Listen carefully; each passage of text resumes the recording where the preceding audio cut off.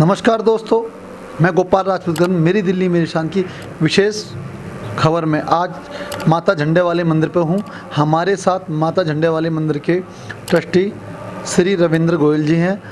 ये विशेष इस वक्त दिन चल रहे हैं माता के, और यहाँ पर दिल्ली के शक्तिपीठों में से एक माता झंडे वाले मंदिर है।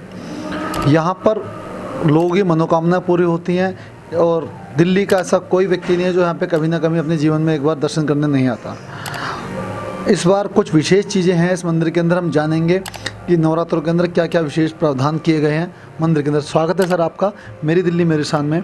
तो सबसे पहले तो मेरी दिल्ली मेरी शान परिवार की ओर से आपको बहुत बहुत शुभकामनाएँ नवरात्रों की। धन्यवाद गोपाल जी। आपके सभी दर्शकों को मेरी और झंडे वाला मंदिर की ओर से नवरात्र की हार्दिक शुभकामनाएं। सर इस बार हर बार कुछ ना कुछ नया होता है। आपने पिछली बार एक रथ यात्रा भी निकाल दी जो पूरी दिल्ली के अंदर, मतलब घर जब लोग अपने घरों में थे, परेशान थे, देश को समझ में नहीं आ रहा था हम क्या करें, आपने घर बैठे माता के दर्शन कराए। इस बार क्या विशेष? इस बार देखिए, बहुत लंबे समय के बाद मंदिर खुले हैं।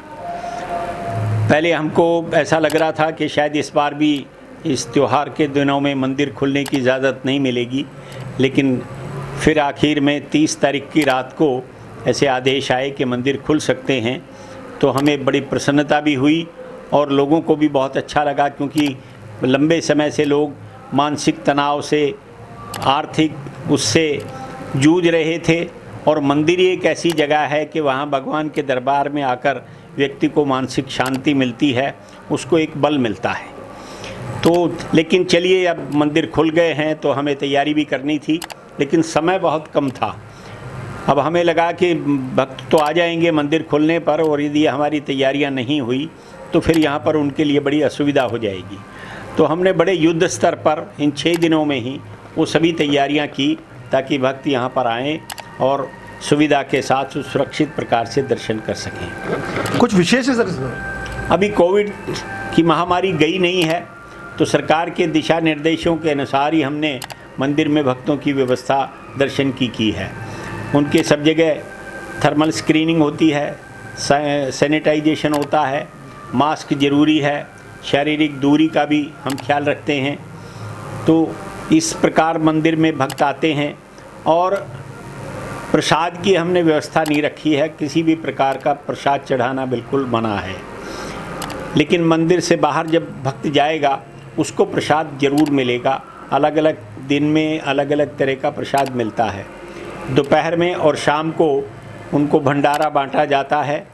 जो व्रत करने वाले हैं उनके लिए व्रत का भंडारा, और जो सामान्य लोग हैं उनके लिए सामान्य भंडारा। तो ये मंदिर में दोनों तरह की व्यवस्था है। सुरक्षा को देखते हुए हमारे साथ पुलिस का भी सहयोग रहता है। तो हमने मंदिर की ओर से 155 CCTV कैमरे अलग अलग जगहों पर लगाए हैं, ताकि पूरे परिसर में और परिसर के बाहर हम हर गतिविधि पर निगाह रख सकें। इसका कंट्रोल रूम मंदिर में बना हुआ है, जहाँ हमारे मंदिर के सेवादार और पुलिस के लोग मिलकर ये सारी गतिविधि पर निगाह रखते हैं। इसके अतिरिक्त इस बार हमने एक और काम किया है। पहले एक खुला भंडारा बंटता था, इस बार हमने वो खुला भंडारा बंद कर दिया और केवल पैक किया हुआ भंडारा हम बांटते हैं, जो सुरक्षित भी है और हाइजीनिक भी है। और जो कंटेनर्स हैं वो सब फूड ग्रेड के हैं। भले ये थोड़ा महंगा पड़ता है, लेकिन भक्तों की सुरक्षा को ध्यान में रखते हुए हम ये काम कर रहे हैं। इसके अतिरिक्त इस बार हमने जो दूर से भक्त रहते हैं, मंदिर आ नहीं सकते लेकिन उनकी आस्था है, उनके लिए हमने अपना एक चैनल बनाया है यूट्यूब पर। उस पर सवेरे शाम की आरती उनको लाइव दिखाई जाती है, ताकि जो दूर बैठे हैं वो लोग माता की आरती के कम से कम दर्शन कर सकें। और भीड़ को देखते हुए इस बार हमने एक और किया है, दर्शकों के लिए दर्शन के लिए ई-पास की व्यवस्था की है। हमने एक वेबसाइट बनाई है, उसके ऊपर कोई भी व्यक्ति उस वेबसाइट को अपने उस पर मोबाइल पर डाउनलोड करके और अपना रजिस्ट्रेशन करवा सकता है। समय और तिथि उसको देनी है, और जैसे ही वो रजिस्टर कराएगा उसको एक QR कोड जनरेट हो जाएगा, उसको दिखाकर यहाँ पर वो दर्शन कर सकता है। तो उसको लाइनों में लगने की आवश्यकता नहीं है।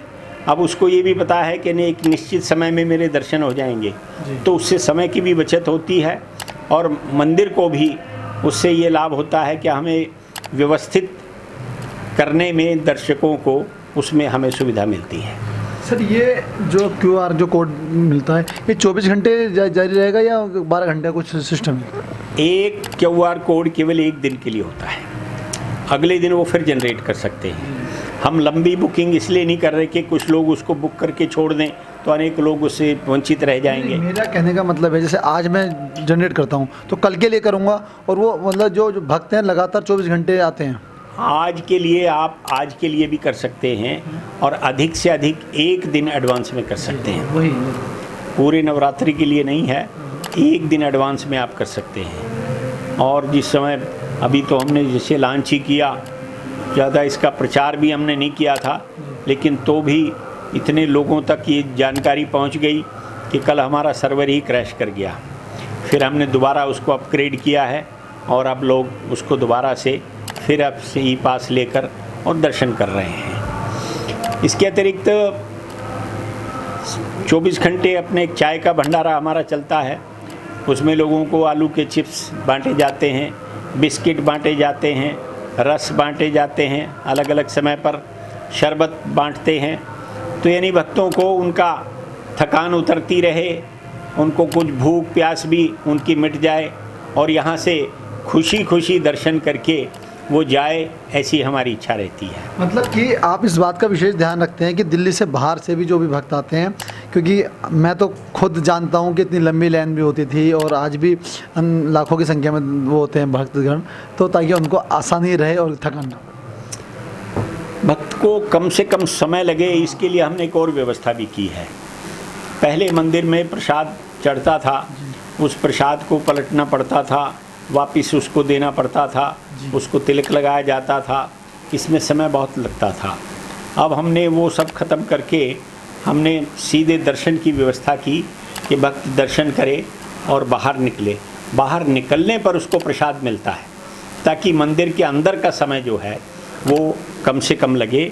और इस समय हमने ये हिसाब लगाया है कि 1 मिनट में 12 लोग जो हैं वो दर्शन कर सकते हैं और 6 स्थानों से दर्शन होते हैं एक साथ। तो यानी 1 मिनट में 70 से 72 लोग जो हैं वो दर्शन कर सकते हैं। तो इससे क्या है, एक तो लाइनों में लगने का समय कम हो गया है, दूसरा अधिक लोग दर्शन कर सकते हैं कम समय में। तो ये व्यवस्था हमने की है, उससे लोगों का भी अच्छा रिस्पॉन्स इसमें आ रहा है, उनको भी अच्छा लग रहा है, घंटों लाइन में नहीं लगना पड़ता। जहाँ जहाँ भी लाइन है हमने पूरी कोशिश की है कि उनको छाया मिल सके, धूप में नहीं खड़े होने पड़े। हर लाइन में पानी पिलाने की व्यवस्था है।